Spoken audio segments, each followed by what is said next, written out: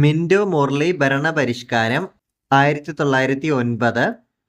British viceroy ആയിരുന്ന Minto പ്രഭുവിന്റെ state secretary ആയിരുന്ന മോർലി പ്രഭുവിന്റെയും നേതൃത്വത്തിൽ ഇന്ത്യയിൽ നടപ്പിലാക്കിയ ഭരണമാറ്റങ്ങൾ മിന്റോ മോർലി ഭരണപരിഷ്കാരങ്ങൾ. മുസ്ലിം വിഭാഗങ്ങൾക്ക് പ്രത്യേക മണ്ഡലങ്ങൾ അനുവദിച്ച ഭരണപരിഷ്കാരം മിന്റോ മോർലി ഭരണപരിഷ്കാരം. ഇന്ത്യൻ കൗൺസിൽസ് ആക്ട് 1909 എന്നറിയപ്പെടുന്നത് മിന്റോ മോർലി ഭരണപരിഷ്കാരം. Indian councils act 1909. ഈ ഭരണപരിഷ്കാര പ്രകാരം വൈസ്രോയിയുടെ എക്സിക്യൂട്ടീവ് കൗൺസിലിലേക്ക് ഒരു ഇന്ത്യക്കാരനെയും സെക്രട്ടറി ഓഫ് സ്റ്റേറ്റ് കൗൺസിലിലേക്ക് 2 ഇന്ത്യക്കാരനെയും നിയമിച്ചു. ഹോം റൂൾ പ്രസ്ഥാനം 1916. ഹോം റൂൾ എന്ന പദം ഇന്ത്യക്കാർ സ്വീകരിച്ചത് അയർലൻഡിലെ സ്വാതന്ത്ര്യ സമര പ്രസ്ഥാനത്തിൽ നിന്ന്. ഹോം റൂൾ എന്ന വാക്കിനർത്ഥം സ്വയം ഭരണം. ഹോം റൂൾ പ്രസ്ഥാനത്തിന്റെ സ്ഥാപക നേതാക്കൾ ആനി ബെസന്റ്, ബാലഗംഗാധർ തിലക്. മദ്രാസിനടുത്തുള്ള അടയാർ കേന്ദ്രീകരിച്ച് ഹോം റൂൾ പ്രസ്ഥാനം ആരംഭിച്ചത് ആനി ബെസന്റ്. മദ്രാസിനടുത്തുള്ള അടയാർ കേന്ദ്രീകരിച്ച് ഹോം റൂൾ പ്രസ്ഥാനം ആരംഭിച്ചത് ആനി ബെസന്റ്. പൂനെ കേന്ദ്രീകരിച്ചുകൊണ്ട് ഹോം റൂൾ പ്രസ്ഥാനം ആരംഭിച്ചത് ബാലഗംഗാധർ തിലകൻ. സ്വാതന്ത്ര്യം എൻ്റെ ജന്മാവകാശമാണ്, ഞാനത് നേടുക തന്നെ ചെയ്യും. ഹോം റൂൾ പ്രസ്ഥാനവുമായി ബന്ധപ്പെട്ട് ഈ മുദ്രാവാക്യം മുഴക്കിയത് ബാലഗംഗാധർ തിലക. സ്വാതന്ത്ര്യം എൻ്റെ ജന്മാവകാശമാണ്, ഞാനത് നേടുക തന്നെ ചെയ്യും. ഈ മുദ്രാവാക്യം മുഴക്കിയത് Balagangadhar Tilak. British government Annie ബെസന്റിനെ തടവിലാക്കിയ വർഷം 1917. മലബാറിലെ പ്രവർത്തനം ആരംഭിച്ച ഹോം റൂൾ ലീഗിന്റെ നേതൃത്വം ആർക്കായിരുന്നു? KP കേശവമേനോൻ. മലബാറിൽ പ്രവർത്തനം ആരംഭിച്ച ഹോം റൂൾ ലീഗിന്റെ നേതൃത്വം KP കേശവമേനോനായിരുന്നു. ഹോം റൂൾ പ്രസ്ഥാനം നിർത്തിവെക്കാൻ കാരണം ഇന്ത്യയിൽ ഉത്തരവാദിത്ത ഭരണം സ്ഥാപിക്കുമെന്ന ബ്രിട്ടീഷ് ഗവൺമെന്റിന്റെ പ്രഖ്യാപനം. ഹോം റൂൾ നിർത്തിവെക്കാൻ കാരണമായത് ഇന്ത്യയിൽ ഉത്തരവാദിത്ത ഭരണം സ്ഥാപിക്കുമെന്ന ബ്രിട്ടീഷ് ഗവൺമെന്റിന്റെ പ്രഖ്യാപനം. 1916 ലക്നൗ സമ്മേളനം. കോൺഗ്രസിലെ മിതവാദികളും തീവ്രവാദികളും യോജിച്ച സമ്മേളനം. 1916 ലക്നൗ സമ്മേളനം. കോൺഗ്രസിലെ മിതവാദികളും തീവ്രവാദികളും യോജിച്ച സമ്മേളനം. ലീഗും കോൺഗ്രസും അവയുടെ പ്രത്യേക സമ്മേളനങ്ങളിൽ പ്രത്യേക നിയോജന മണ്ഡലങ്ങളെ അടിസ്ഥാനമാക്കിയുള്ള രാഷ്ട്രീയ പരിഷ്കരണങ്ങൾക്ക് വേണ്ടി യോജിച്ച പദ്ധതി മുന്നോട്ട് വെച്ച സമ്മേളനം ലക്നൗ സമ്മേളനം.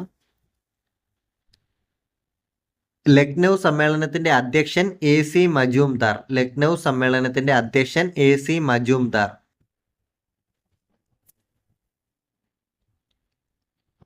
ഗാന്ധി കർഷക പ്രക്ഷോഭങ്ങൾ.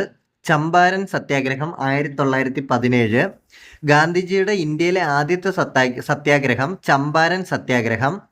ചമ്പാരൻ എവിടെയാണ് സ്ഥിതി ചെയ്യുന്നത്? ബീഹാർ. ഗാന്ധിജിയുടെ ഇന്ത്യയിലെ ആദ്യത്തെ സത്യാഗ്രഹം ചമ്പാരൻ സത്യാഗ്രഹം. ചമ്പാരൻ സ്ഥിതി ചെയ്യുന്നത് ബീഹാർ. നീലം തോട്ടങ്ങളിൽ ജോലി ചെയ്തിരുന്ന കർഷകരെ പാശ്ചാത്യന്മാർ ചൂഷണം ചെയ്യുന്നതിനെതിരെ നടന്ന പ്രക്ഷോഭം ചമ്പാരൻ സത്യാഗ്രഹം.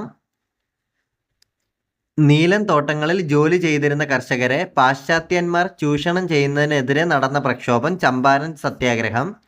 ഗാന്ധിജി ഇന്ത്യൻ രാഷ്ട്രീയത്തിൽ സജീവമാകാൻ കാരണമായ സത്യാഗ്രഹമാണ് ചമ്പാരൻ സത്യാഗ്രഹം. ചമ്പാരൻ സത്യാഗ്രഹത്തിലെ പ്രാദേശിക നേതാവ് രാജ്കുമാർ ശുക്ല. 1918 അഹമ്മദാബാദ് മിൽ സമരം. ഗാന്ധിജിയുടെ നേതൃത്വത്തിൽ നടന്ന ആദ്യത്തെ നിരാഹാര സമരം അഹമ്മദാബാദ് മിൽ സമരം.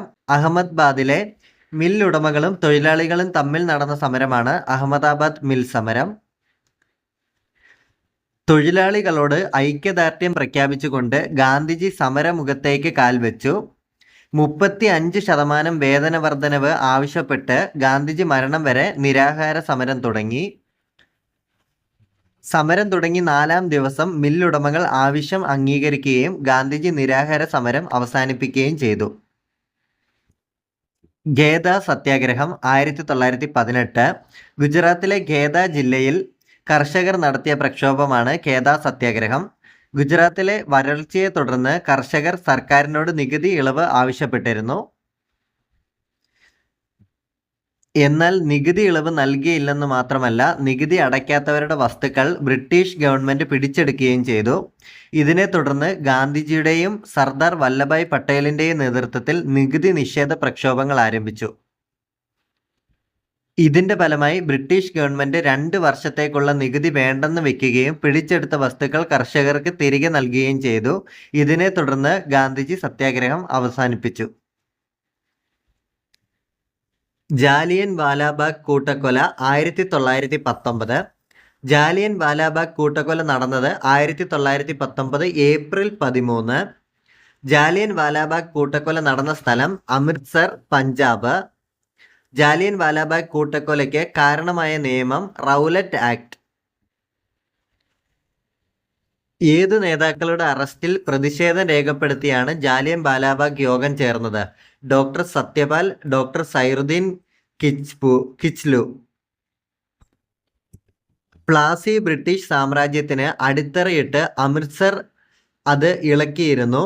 ജാലിയൻ വാലാബാഗിനെ കുറിച്ച് ഗാന്ധിജിയുടെ വാക്കുകൾ. ക്രൗളിംഗ് ഓർഡർ ബ്രിട്ടീഷ് ഗവൺമെന്റ് ഏത് സംഭവവുമായി ബന്ധപ്പെട്ട പുറപ്പെടുവിച്ചതാണ്? ജാലിയൻ വാലാബാഗുമായിട്ട് ബന്ധപ്പെട്ട് ബ്രിട്ടീഷ് ഗവൺമെന്റ് പുറപ്പെടുവിച്ചതാണ് ക്രൗളിംഗ് ഓർഡർ.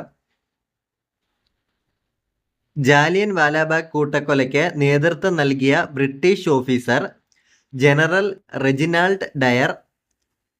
ജാലിയൻ വാലാബാഗിൽ സമരക്കാർക്കെതിരെ വെടിവയ്ക്കാൻ അനുമതി നൽകിയ Punjab governor Michael O Dyer.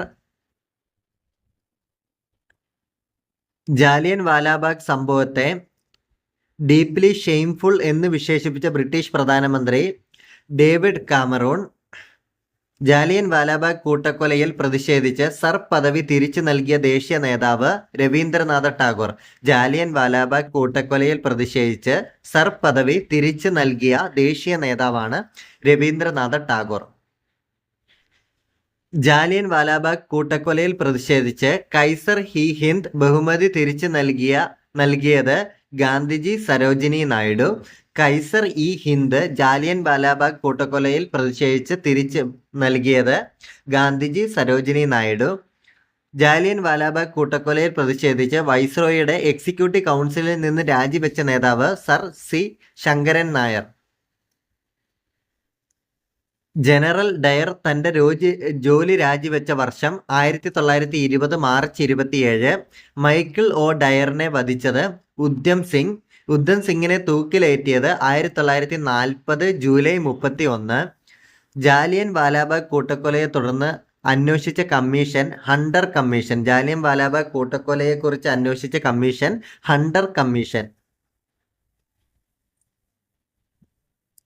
ഖിലാഫത്ത് പ്രസ്ഥാനം ലോകമെമ്പാടുമുള്ള മുസ്ലിങ്ങളുടെ ആത്മീയ നേതാവായ തുർക്കിയിലെ സുൽത്താനെ 1-ാം ലോക മഹായുദ്ധത്തിന് ശേഷം ബ്രിട്ടൻ അപമാനിച്ചതിൽ പ്രതിഷേധിച്ച് ഇന്ത്യയിൽ മുസ്ലിങ്ങൾ രൂപം നൽകിയ സംഘടനയാണ് ഖിലാഫത്ത് പ്രസ്ഥാനം.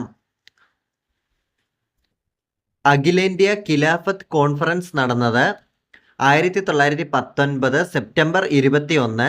അഖിലേന്ത്യാ ഖിലാഫത്ത് ദിനമായി ആചരിക്കാൻ ഖിലാഫത്ത് കോൺഫറൻസ് തീരുമാനിച്ചത് 1919 ഒക്ടോബർ 17. ഖിലാഫത്ത് പ്രസ്ഥാനം രൂപം കൊണ്ട വർഷം 1920. ഖിലാഫത്ത് പ്രസ്ഥാനം രൂപം കൊണ്ട വർഷം 1920. ഖിലാഫത്ത് പ്രസ്ഥാനത്തിന്റെ സ്ഥാപകൻ മുഹമ്മദ് അലി ഷൗക്കത്ത് അലി, മൗലാന അബ്ദുൽ കലാം ആസാദ്. ഓൾ ഇന്ത്യ ഖിലാഫത്ത് കമ്മിറ്റിയുടെ president Mahatma Gandhiji. All India Khilafat കമ്മിറ്റിയുടെ പ്രസിഡന്റ് മഹാത്മാഗാന്ധി.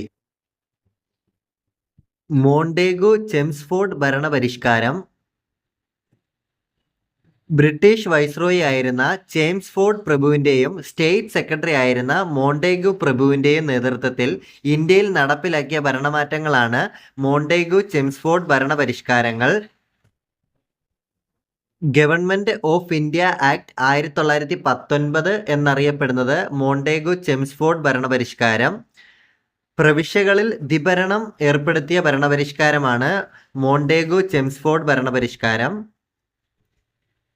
ഇന്ത്യയിൽ ദ്വിമണ്ഡല സമ്പ്രദായം ആദ്യമായി നിർദ്ദേശിച്ചത് മോണ്ടേഗു ചെംസ്ഫോർഡ് ഭരണപരിഷ്കാരം. ഇന്ത്യയിൽ ദ്വിമണ്ഡല സമ്പ്രദായം ആദ്യമായി നിർദ്ദേശിച്ചത്.